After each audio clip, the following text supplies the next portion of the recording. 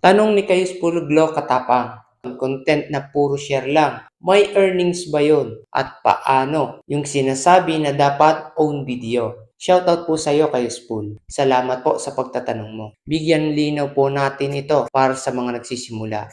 Ang pag-share po natin ng content ng ibang content creator ay maaari din makatulong sa atin. Sa ating engagement, nagiging update tayo sa mga pagpo-post sa pamamagitan ng pag-share. At sa pamamagitan ng pag-share, maaari tayong makapag-invite ng mga nagre-react para maging followers natin sila.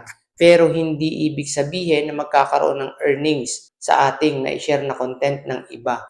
Maging maingat ka lang din sa pag-share ng content ng iba. Siguraduhin natin na ang i-share natin ay malayo sa anumang violation dahil maaaring madamay sa anumang violation sa ating pagka-share. Kung monetize ka naman at nag-share ka ng old or lumang videos mo, maaaring madagdagan muli ang views at earnings ng old videos mo. Ginagawa ko yan at ng iba pang content creator. At isa mo pang tanong, ano ba yung own video? Ang sagot kay Useful, sariling video. Ikaw ang gumawa, nag-video, original na nag-upload, ibig sabihin, sa'yo talaga nagmula ang video.